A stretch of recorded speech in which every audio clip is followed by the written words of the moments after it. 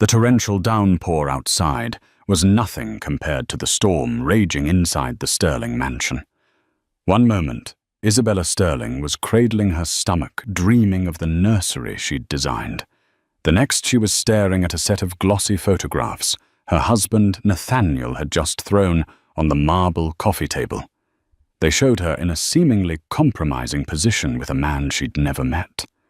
It was a lie, a cruel, impossible lie, and yet the venom in her mother-in-law's eyes and the chilling emptiness in her husband's confirmed her fate. Before she could even process the betrayal, the heavy oak doors of the life she knew were slammed shut behind her, leaving her pregnant, penniless, and alone in the unforgiving night. But they made one fatal mistake. They forgot about the one man more powerful than all of them, her billionaire father-in-law, Richard Sterling. And he was about to find out everything. The air in the grand drawing room of the Sterling estate in Greenwich, Connecticut, was thick with the scent of lilies and betrayal. The lilies, funereal and white, were Genevieve Sterling's favorite. The betrayal was a new addition to the decor. Isabella Rossi Sterling stood on the Aubusson carpet, the plush wool a cruel mockery of comfort beneath her trembling feet. The silk of her maternity blouse, once a soft caress, now felt like a shroud.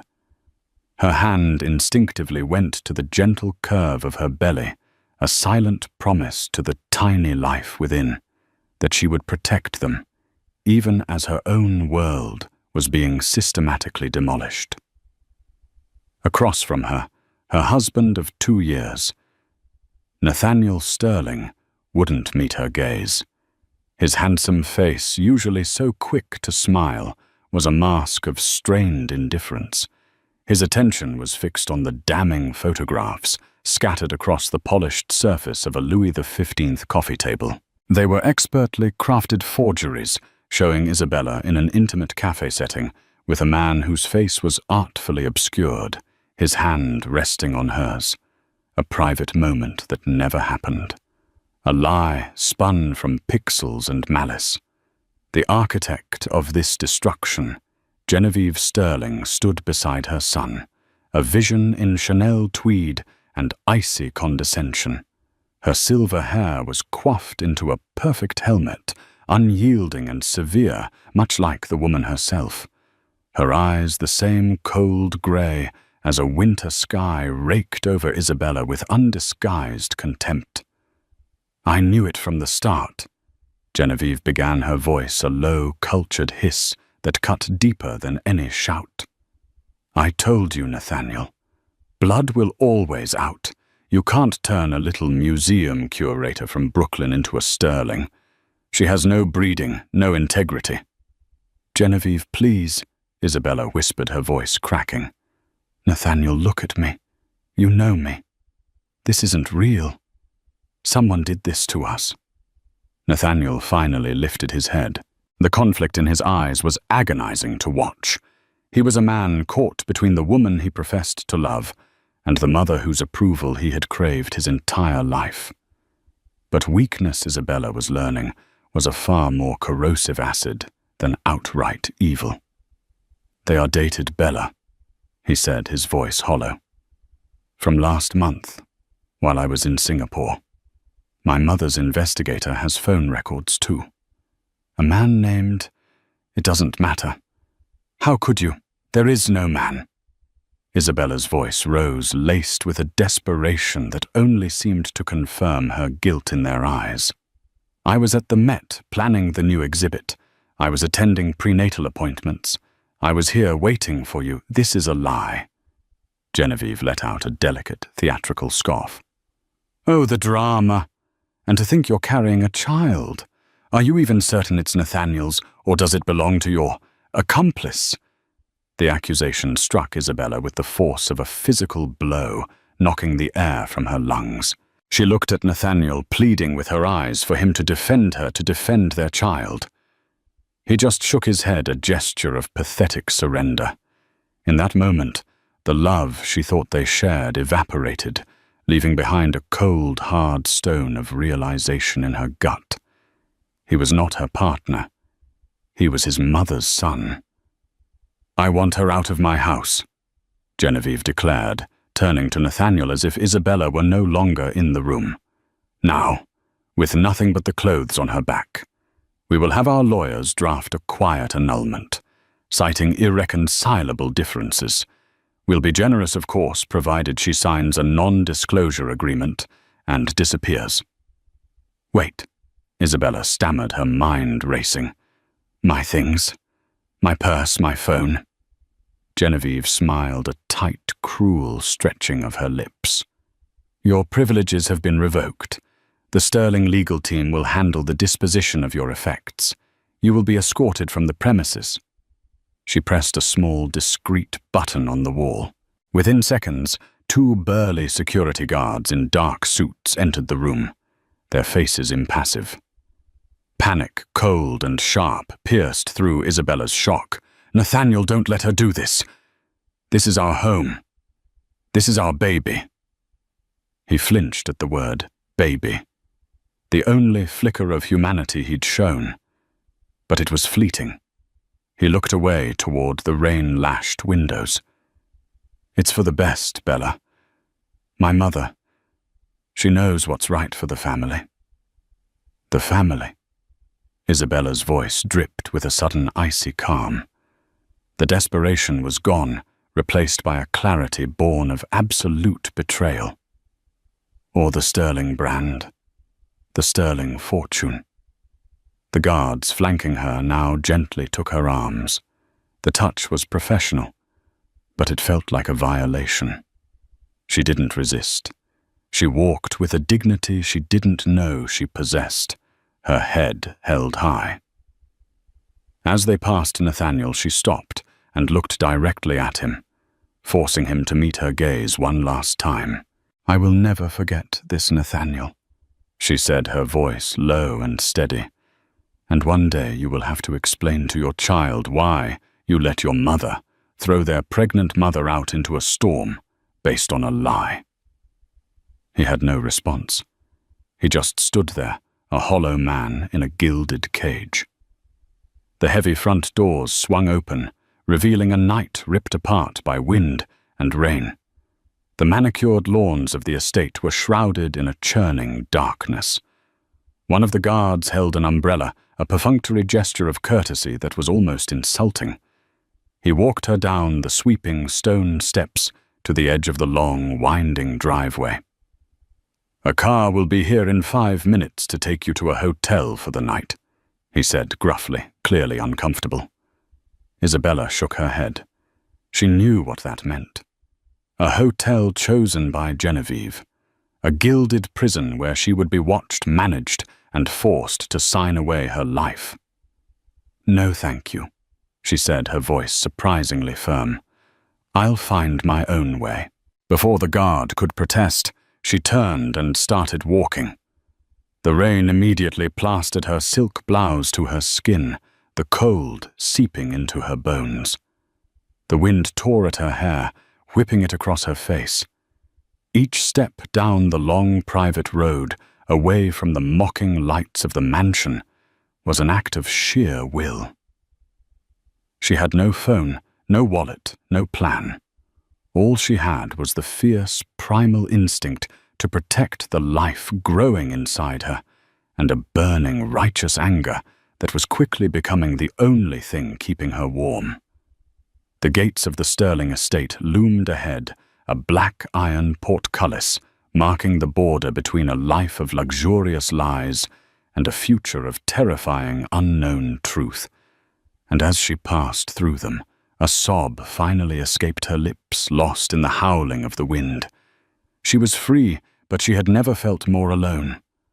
The walk from the Sterling estate to the main road felt like a pilgrimage through purgatory. Each squelch of her soaked designer flats on the asphalt was a reminder of the life she had just lost. The manicured hedges and ancient oak trees that lined the private drive, once symbols of sanctuary and permanence, now seemed like silent, judgmental sentinels. By the time Isabella reached the main road, she was drenched, shivering, and utterly disoriented. The passing headlights of cars cut through the deluge, illuminating her for a brief, startling moment, a ghost of a woman in a ruined silk blouse standing on the edge of nowhere. For a terrifying hour, she walked her mind a maelstrom of shock and grief. The initial adrenaline had worn off, leaving a bone-deep chill that had nothing to do with the rain. How could Nathaniel believe it? How could the man who had whispered promises of forever in her ear just last week now look at her with such cold suspicion? And Genevieve. Isabella had always known her mother-in-law was difficult, that she saw Isabella as an inadequate addition to her perfect dynasty. But she had never imagined this level of calculated cruelty. To fabricate evidence to poison her own son's mind, to cast out his pregnant wife without a shred of compassion. It was monstrous. Her feet were raw, her body ached, but one thought propelled her forward. Chloe. Chloe Davis was her opposite in almost every way. Where Isabella was thoughtful and measured, Chloe was a firecracker of righteous indignation and fierce loyalty. A tenacious journalist for an online investigative news outlet, Chloe lived in a cramped but vibrant fourth-floor walk-up in Astoria, Queens, a universe away from the sterile opulence of Greenwich. They had been friends since their scholarship days at Columbia, a bond forged over late-night study sessions and cheap pizza. Hitching a ride was out of the question.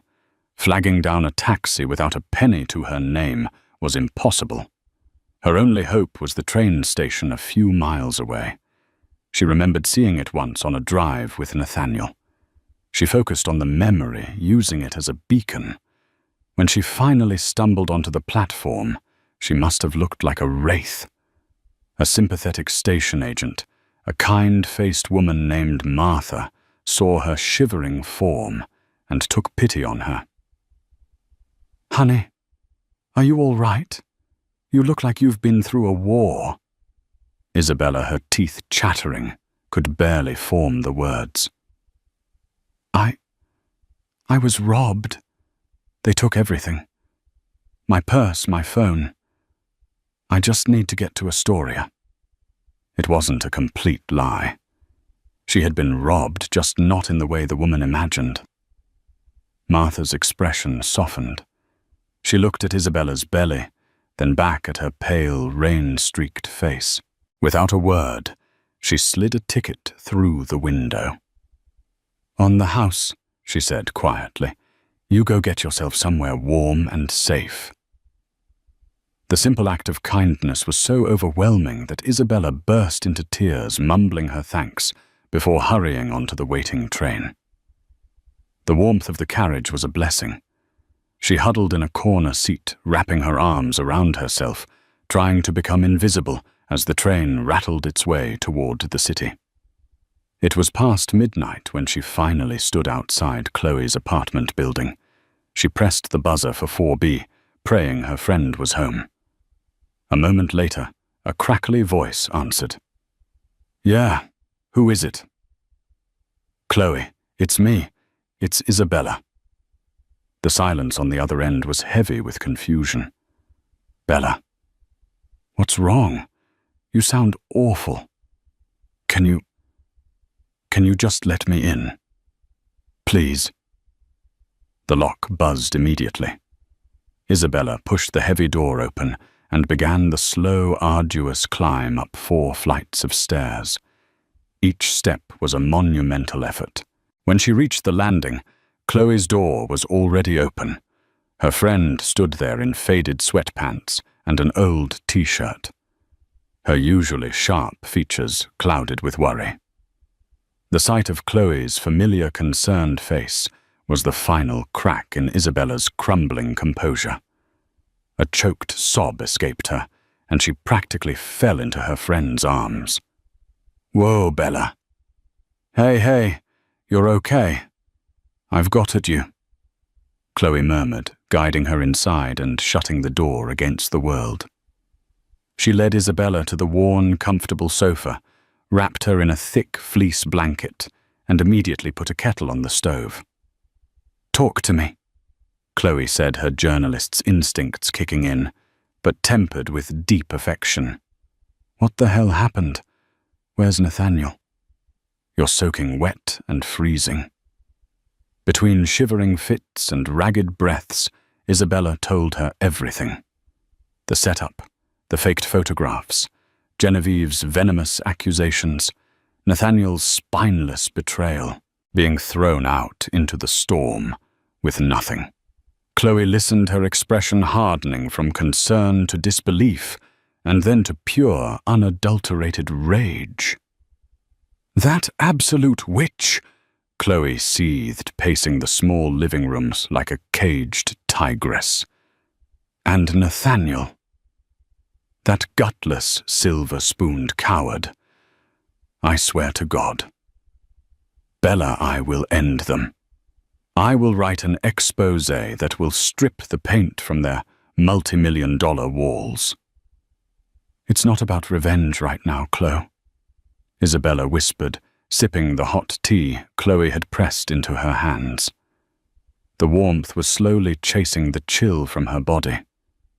"I don't know what to do. I have nothing. They control everything. The accounts were all joint, but I never had direct access. They'll paint me as an unhinged, cheating gold digger." Chloe stopped pacing and knelt in front of Isabella, her eyes blazing with determination. "No, we're not going to let that happen. First things first, you are safe here. This is your home now, for as long as you need it. Tomorrow we get you to a doctor to make sure you and the baby are okay. Then we start fighting back." She took Isabella's hands. "You are not the timid little mouse Genevieve thinks you are. You are one of the smartest women I know.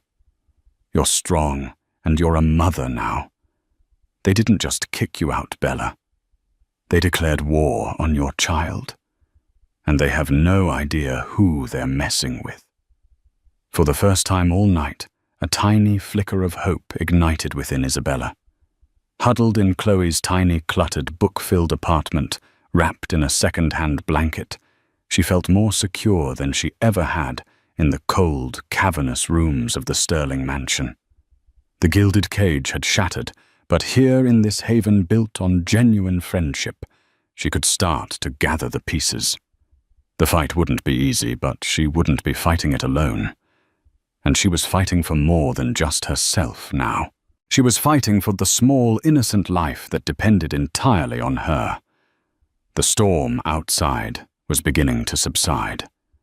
The storm inside Isabella, however, was just starting to gather its strength.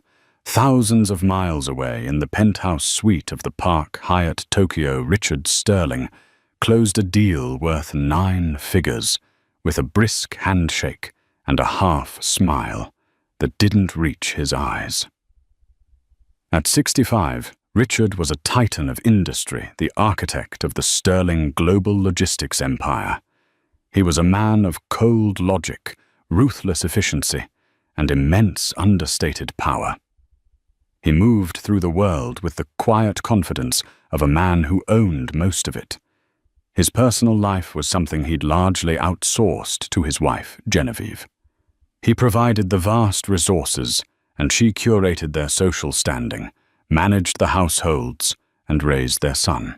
He trusted her judgment in these matters implicitly, not out of deep emotional connection, but out of a CEO's faith in a long-serving, reliable department head. He'd met Isabella a handful of times. She was pretty quiet and seemed to make Nathaniel happy. Richard didn't deal in happiness. He dealt in assets and liabilities. Isabella seemed like a neutral asset. She didn't come from money or influence, which was a minor liability in Genevieve's eyes, but she was educated and discreet, which Richard appreciated. He had bigger things to worry about than his son's domestic arrangements. The call from Genevieve came as he was overlooking the glittering expanse of Tokyo. Her voice was strained, crafted to sound mournful. "Richard, something dreadful has happened," she said. "It's Isabella." He listened without interruption as she spun her carefully edited tale. Isabella had been unfaithful. There was irrefutable proof. A terrible, sordid affair. Nathaniel was devastated, of course. For the good of the family, to avoid a scandal, they had to act quickly. Isabella had been sent away with a generous settlement offer, pending to handle things quietly. Richard felt a stab of annoyance. Not at Isabella's supposed infidelity. He was too pragmatic to be shocked by such things, but at the messiness of it all. "Did you handle it cleanly?" He asked, his tone all business. "No chance of this hitting the press." "Of course, darling," Genevieve assured him. "I have it all under control. I'm focusing on helping Nathaniel through this difficult time." "Good," Richard said, already dismissing it. "I'll be back in 2 days. Keep it quiet." He hung up and turned his attention back to his quarterly reports. The matter, as far as he was concerned, was closed. But 24 hours later, another message arrived. It wasn't a call or an official email. It was an encrypted text message to his private unlisted phone, a number known to only 5 people in the world. The sender was anonymous. The message was short and chillingly direct. "They lied. She is pregnant with your grandchild. They threw her out in a storm with nothing. Ask your head of household staff, Mrs. Davies." She saw everything. Richard Sterling stared at the message, his blood running cold. Pregnant. The word seemed to hang in the air, changing the entire equation. An affair was a messy inconvenience. A pregnant daughter-in-law cast out into the street was a different matter entirely. It was a matter of legacy. Of blood. He dismissed the possibility of a prank. No one had this number. This was a calculated move. And it had worked. A seed of doubt, hard and sharp, was planted in his mind. He trusted Genevieve's management of their social lives, but he had never mistaken her for a sentimentalist. Her ambition for the Sterling name was a cold, hard thing. Was it cold enough to do this? His next call was not to Genevieve or Nathaniel. It was to Alistair Finch, the head of his personal security detail for 30 years. Finch was a former MI6 agent, a man of absolute discretion and formidable capability. "Alistair," Richard said, his voice low and devoid of emotion, "I have a delicate and urgent matter. I need you to conduct a quiet investigation at the Greenwich estate. I want you to speak with the head housekeeper, Eleanor Davies. Discreetly. I want to know the exact circumstances under which my daughter-in-law Isabella left the property 2 nights ago. I want to know her current whereabouts, and most importantly, I need you to verify something for me. I need to know if she is pregnant." "Consider it done, Mr. Sterling," Finch replied, his voice a calm, professional baritone. There was no surprise, no questions, just execution. The second call was to his legal team. "Pull every document related to Nathaniel's prenuptial agreement with Isabella Rossi," he commanded. "And I want a full independent audit of every expense Genevieve has charged to the household accounts for the last 6 months. I want it on my desk by the time I land." For the rest of the day, Richard went through the motions of his business meetings, but his mind was elsewhere. He was replaying his brief interactions with Isabella. She had always seemed genuine, a little intimidated by their world, perhaps, but her eyes were clear and direct. He remembered her excitement when talking about a medieval art exhibit she was helping to curate. It was a passion that couldn't be faked. He compared that image with the venom in Genevieve's voice over the phone. A discrepancy. Richard Sterling had built his empire by noticing and exploiting discrepancies. The flight back to New York on his private Gulfstream was tense. He didn't sleep. He stared out of the window at the endless carpet of clouds below, a silent fury building within him. If this was true, it wasn't just a family squabble. It was a profound betrayal of his own code. The Sterlings did not prey on the weak. They did not harm women and children. They were predators in the boardroom, yes, but they were supposed to be patricians in their own home. Genevieve's obsession with social status had, he feared, curdled into something ugly and cruel. And Nathaniel. His son's weakness was a constant source of disappointment. If he had allowed this to happen, he was not the man Richard had hoped to one day leave his empire to. When the jet touched down at Teterboro Airport, Alistair Finch was waiting on the tarmac beside the black sedan. He opened the door for Richard, his face an unreadable mask. "Well?" Richard asked as the car pulled silently away. Finch didn't waste words. He handed Richard a slim folder. "Mrs. Davies confirms your wife's account of the confrontation, but her personal observation was that Mrs. Sterling seemed distraught and genuinely confused, not guilty. She was forced to leave without any personal belongings.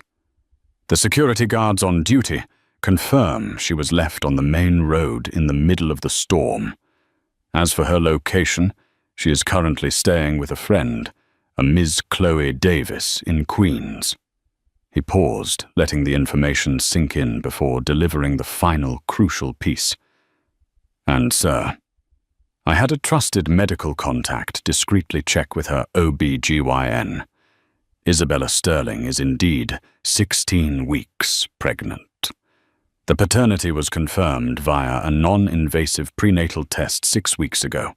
The father is with 99.9% certainty your son." Richard Sterling closed his eyes. The quiet hum of the luxury car's engine was the only sound. He didn't rage. He didn't shout.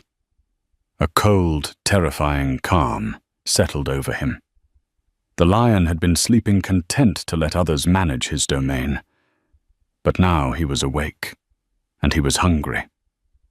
"Change of destination, Alistair," he said, his voice like chips of ice. "We're not going to Greenwich. We're going to the city office. It's time to restructure the family." Richard Sterling's Manhattan office, occupying the entire top floor of the Sterling Tower, was a monument to power. It was sleek, minimalist, and offered a panoramic view of the city he had in many ways conquered. But Richard wasn't interested in the view.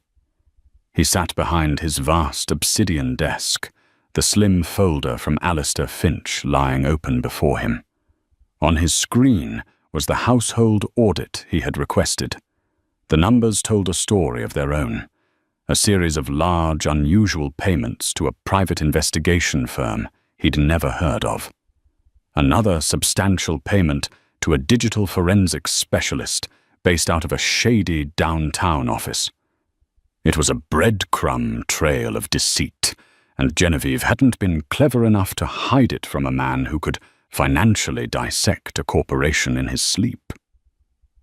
He summoned his son. Nathaniel arrived an hour later, looking flustered. He likely expected a debrief about the Tokyo trip, perhaps a perfunctory question about the unpleasantness with Isabella. He walked in with a practiced air of weary filial duty. "Father," he began, "welcome back.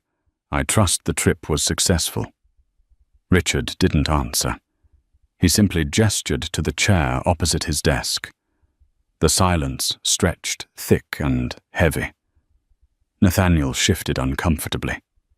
"I imagine Mother filled you in on the situation with your pregnant wife." Richard interrupted, his voice dangerously soft. Nathaniel froze. The blood drained from his face, leaving him pale and gaunt under the office's cool lighting. I don't know what you mean. Don't you?" Richard slid one of the faked photographs across the desk. "Your mother presented you with these, I believe." Nathaniel nodded dumbly. Richard then slid a second piece of paper across the desk.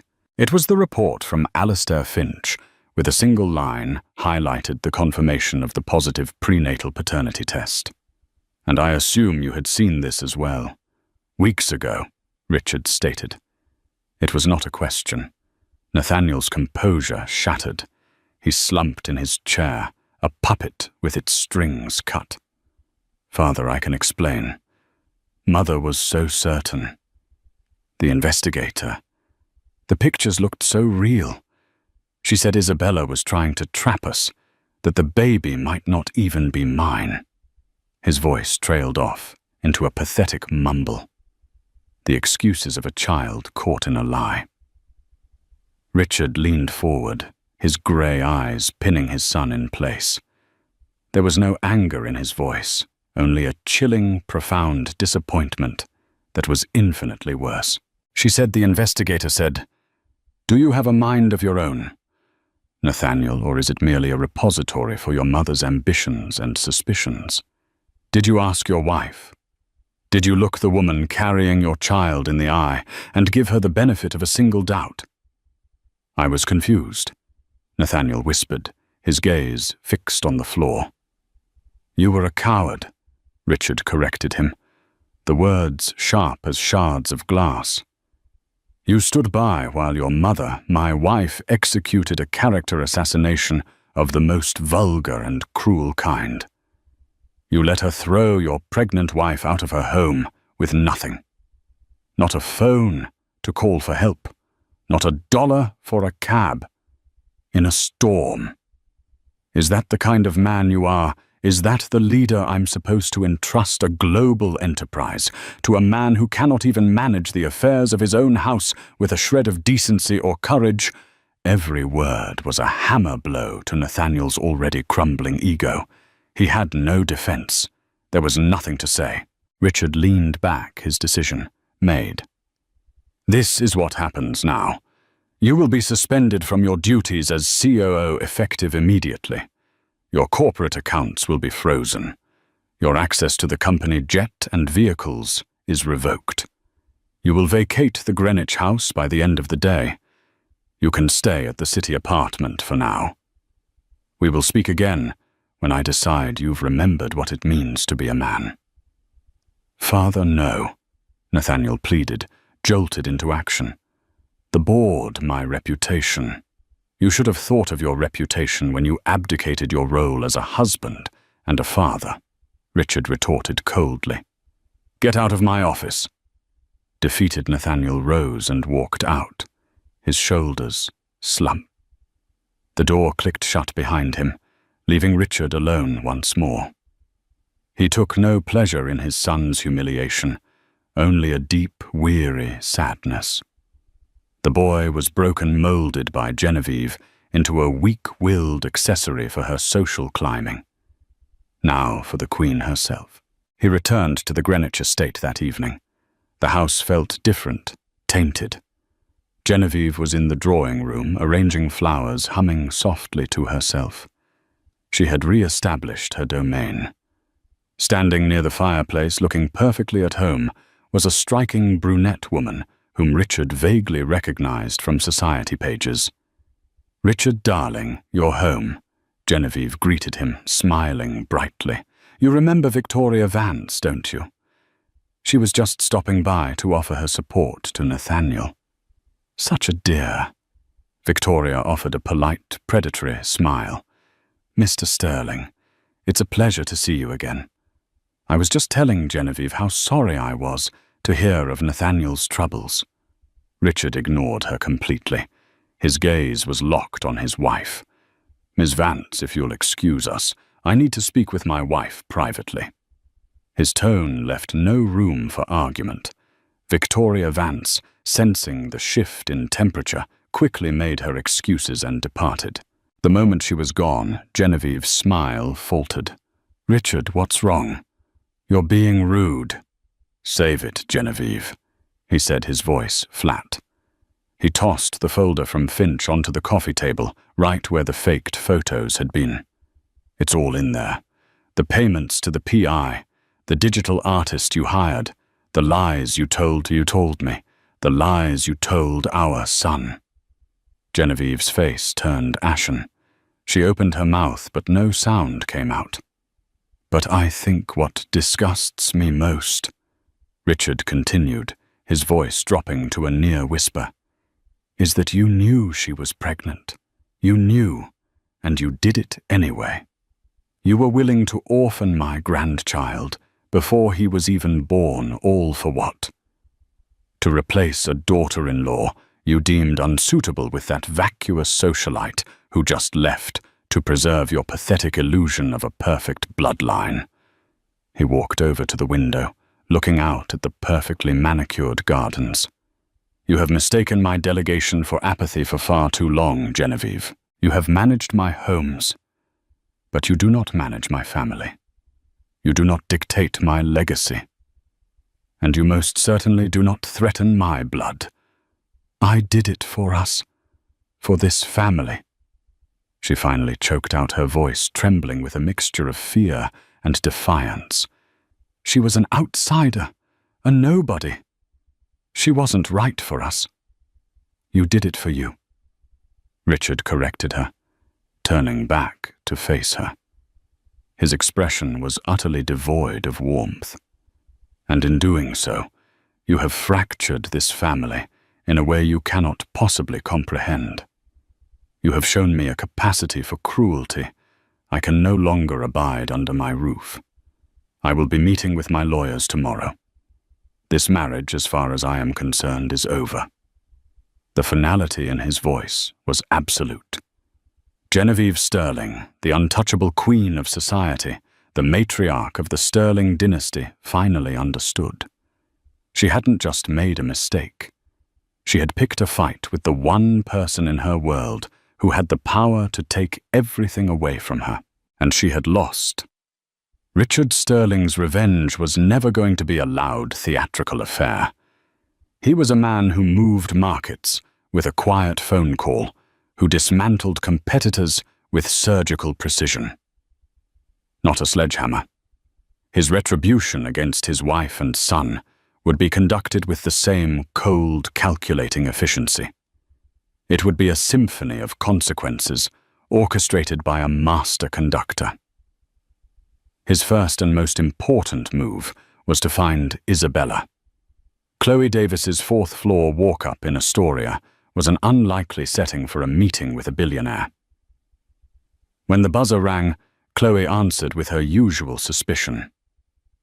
"Who is it?" "My name is Richard Sterling."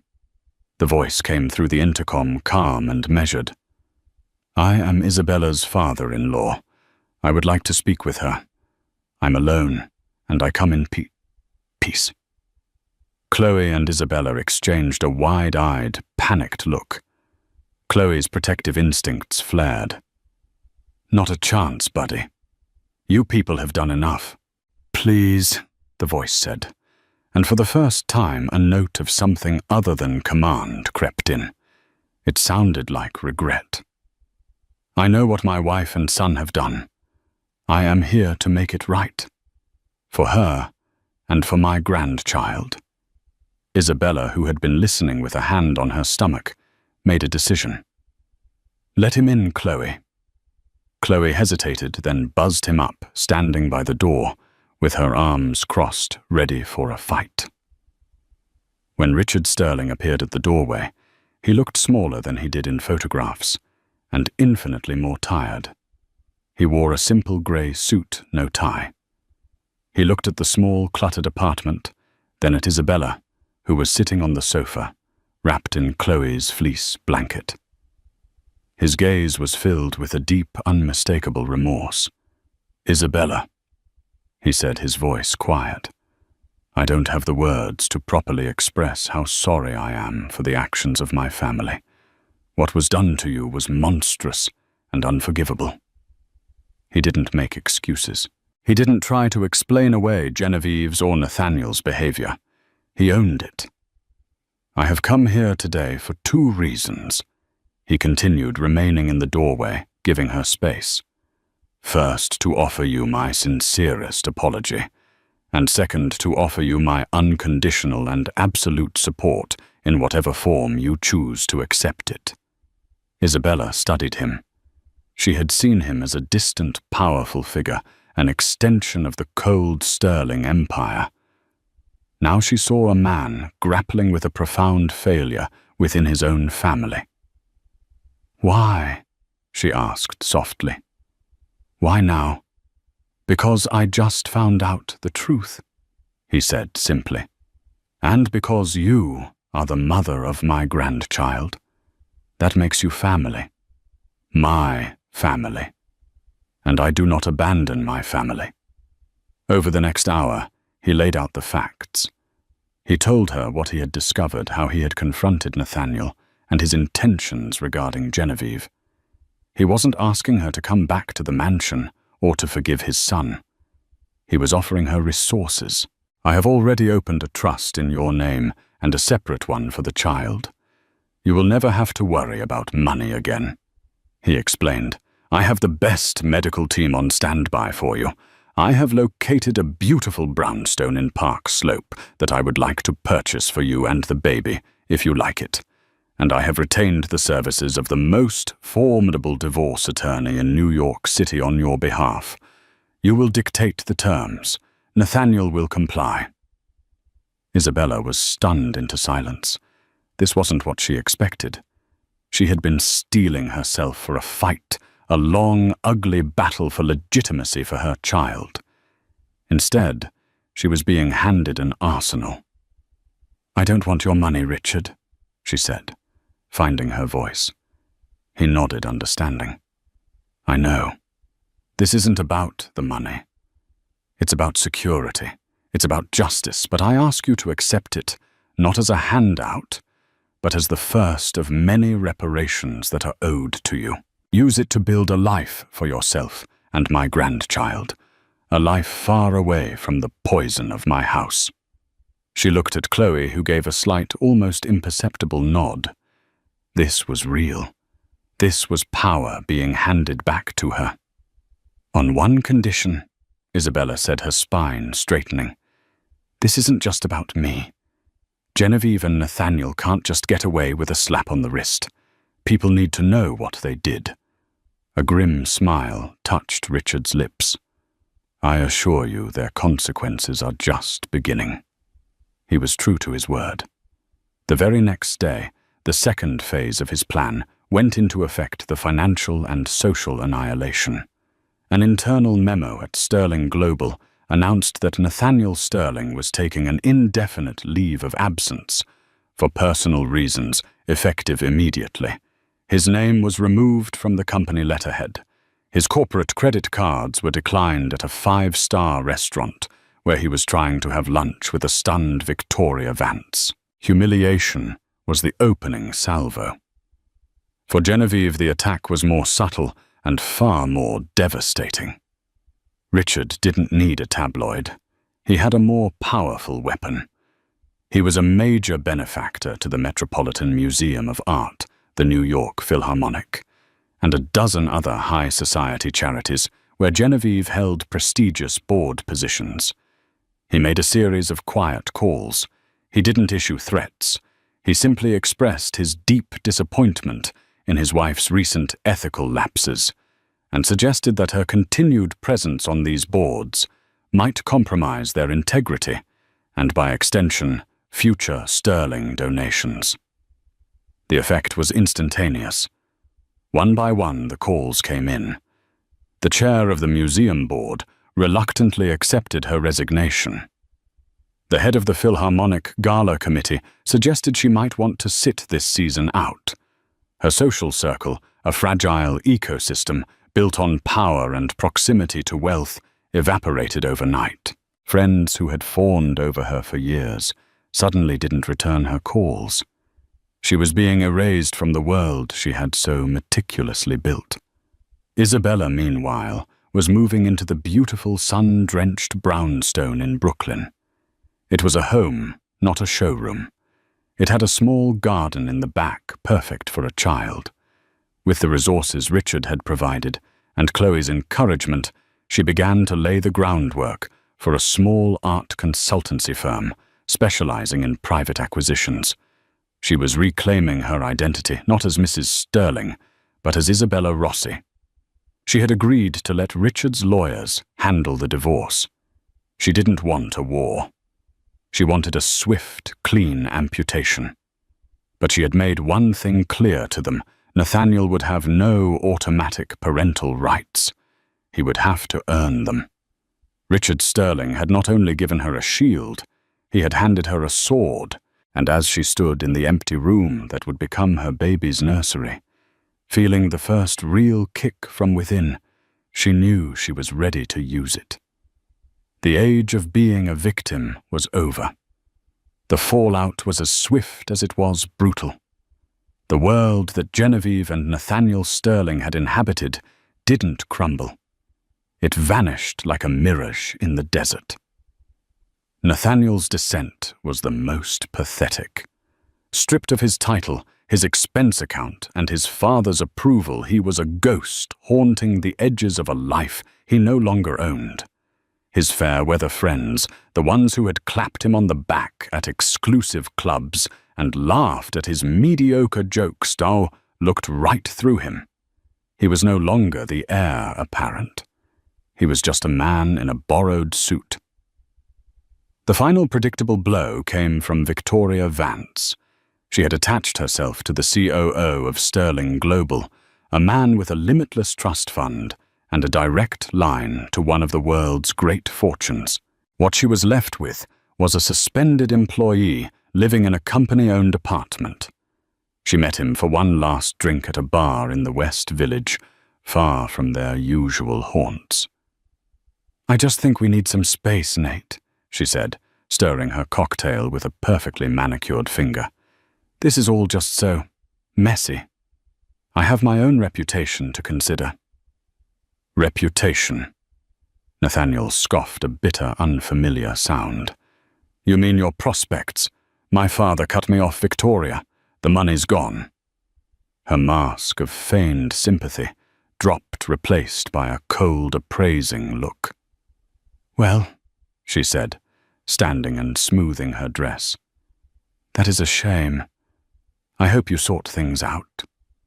She didn't look back as she walked out of the bar, leaving him alone with the bill. He wasn't sure he could pay. Her departure was the final confirmation of his irrelevance. He wasn't a person to her. He was a position, and the position was now vacant. Genevieve's isolation was more profound, a chilling portrait of poetic justice. She was trapped in the 30,000-square-foot Greenwich mansion, a queen reigning over an empty kingdom. The household staff, loyal to the man who signed their paychecks, treated her with a frigid, correct politeness that was more unnerving than open hostility. The silence in the vast hallways was deafening, broken only by the ticking of antique clocks counting down the moments of her gilded imprisonment.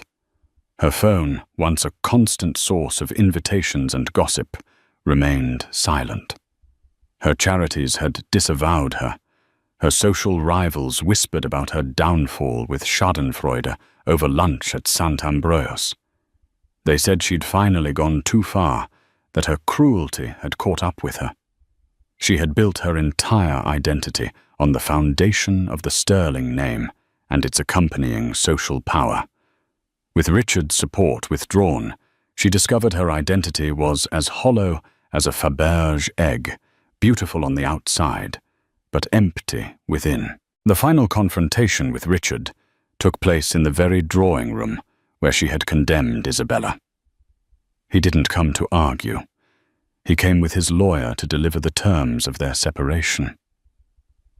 "You can keep the house," Richard said, his tone devoid of any emotion, "and I will provide you with an allowance sufficient to live comfortably.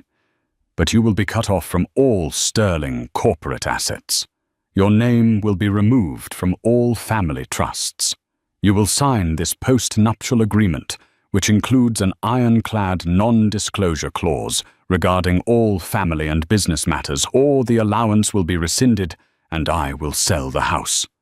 "You can't do this to me, Richard," she hissed, her voice a venomous whisper. "After 40 years of marriage. I built this life with you. No," Richard replied, his gaze unwavering. I built an empire. You decorated it, and you allowed your vanity to threaten its future. You threatened my grandchild. That is a line you do not cross. This is not a negotiation, Genevieve. It is a statement of fact. He stood to leave. The papers will be filed tomorrow. Your lawyers can speak to mine. As he walked away, Genevieve finally broke. Her carefully constructed facade shattered, and she let out a raw, guttural sob of rage and despair. She had played the game of social chess her entire life, and she had just been checkmated by the one piece on the board she always took for granted. While their world imploded, Isabella's was being built brick by brick on a new and solid foundation. The Park Slope brownstone was filled with light and life. Chloe was a constant supportive presence, helping her pick out furniture and paint colors for the nursery. Isabella's art advisory was no longer just an idea. It had a name, a business license, and its first client, a tech mogul Richard had discreetly referred to her.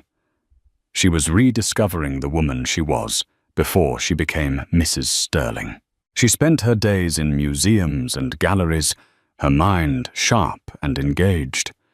The work gave her purpose, a sense of self-worth that had nothing to do with a famous last name. She met with her obstetrician regularly, no longer in the sterile, high-end clinic Genevieve had insisted upon, but with a warm, caring doctor in Brooklyn who spoke to her as a person, not a vessel for a dynasty. Her meetings with her divorce lawyer were brief and businesslike. She didn't ask for a punitive settlement. The trusts Richard had established were more than enough. Her only demands were non-negotiable, full legal and physical custody of her child.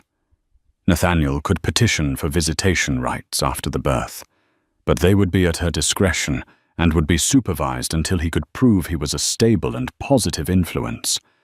It was not an act of revenge, but of protection.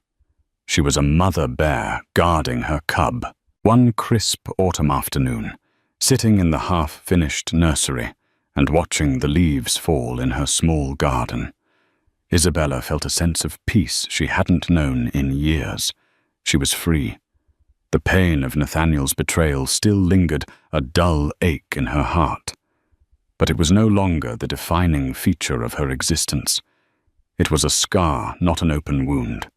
The symphony of consequences that Richard had orchestrated had provided a stark and satisfying justice, but her real victory wasn't their downfall. It was her own ascent. She was building a life of her own making for herself and for the child who would soon fill it with a new kind of music. Winter thawed into a vibrant New York spring. 6 months after she had walked out of the Sterling mansion into the pouring rain, Isabella Rossi walked out of a Brooklyn hospital into the brilliant sunshine, cradling her newborn son, Leo Rossi. He was perfect, with a shock of dark hair like hers, and she thought with a pang she quickly dismissed his father's blue eyes.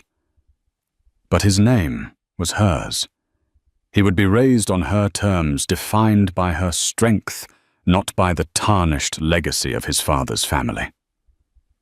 Waiting for her at the curb was not a chauffeur-driven limousine, but Richard Sterling himself, driving a discreet but comfortable SUV. He looked older, the lines around his eyes deeper, but there was a light in them she had never seen before.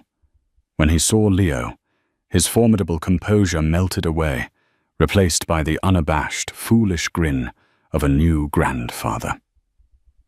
"He's a Sterling, all right," Richard said softly, his voice thick with emotion as he gently touched the baby's cheek. "He has that determined look." "He's a Rossi," Isabella corrected him gently but with a smile. "But I suppose he can have a little Sterling determination." Their relationship had transformed into something remarkable and unexpected. He was a constant, steady presence in her life. He never offered unsolicited advice, never overstepped. He was simply there, a source of quiet support, a guardian angel in a bespoke suit. He had become the father she never had, and in her and Leo, he had found a new purpose beyond the boardroom, a chance to build a family legacy based on love and respect, rather than power and fear. The divorce from Nathaniel was finalized with a quiet signature. There were no headlines, no messy court battles. Richard's power had ensured it. Nathaniel, humbled and forced into therapy by his father as a condition of receiving a modest living stipend, had begun the long, arduous process of self-reflection. A few weeks after Leo's birth, he called Isabella. "I know I have no right to ask for anything," he said, his voice stripped of its old, easy arrogance. "But I was hoping I would like to see my son." Isabella took a deep breath. "The first visit will be at my house. Your father will be here. You can stay for 1 hour. And, Nathaniel, this is not for you. It's for Leo. He deserves the chance to know his father, but he also deserves to be protected. You will have to earn his trust, and you will have to earn mine." It was a start. Not forgiveness, not reconciliation, but a path forward. She would never allow the toxicity of the past to poison her son's future, but she also wouldn't let her own pain deny Leo a relationship with his father, should Nathaniel prove himself worthy of one. Genevieve Sterling remained a ghost in her Greenwich palace. The divorce had left her a wealthy woman, but a profoundly impoverished one. She was adrift in a sea of empty rooms and bitter regrets.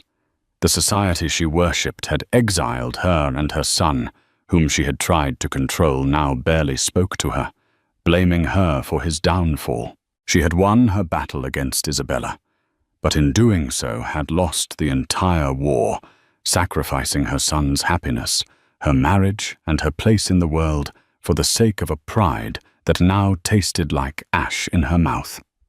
Life in the Park Slope brownstone was full. It was a place of warmth, laughter, and the scent of baby powder.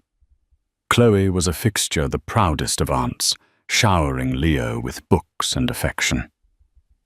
Richard visited every Sunday for what he called board meetings with the CEO, which consisted of him holding Leo and making quiet, happy noises. One sunny afternoon, Isabella was in the garden rocking Leo in her arms. Richard was there watching them with a peaceful expression. "You know," he said thoughtfully, "for decades I thought building a legacy was about steel and concrete stock prices and market share. I spent my life acquiring things." He looked at Leo sleeping soundly in Isabella's arms. "I was wrong. This," he said, his voice filled with a quiet reverence, "this is a foundation. Everything else is just scaffolding." Isabella looked down at her son, her heart swelling with a fierce, protective love. The storm had passed. The ruins of her old life were far behind her. Here in this small garden, with her child in her arms and an unlikely ally by her side, she had not just survived. She had built something new, something stronger and more real than any gilded cage. A home, a family, a future, and it was all hers. That's the incredible journey of Isabella Rossi, a story that proves that true power isn't about wealth or a famous last name, but about resilience, integrity, and the unbreakable bond between a mother and her child. She was cast out and betrayed, left with nothing, but she found her strength not in revenge, but in building a new life on her own terms. She turned a devastating betrayal into a story of empowerment and created a new kind of family founded on love and respect. What do you think about Richard's form of justice? Was it too harsh, or exactly what Genevieve and Nathaniel deserved? Let me know your thoughts in the comments below. If this story of justice and resilience resonated with you, please hit that like button, share it with someone who needs to hear it, and don't forget to subscribe for more real-life dramas where the truth always finds its way to the light. Thanks for listening.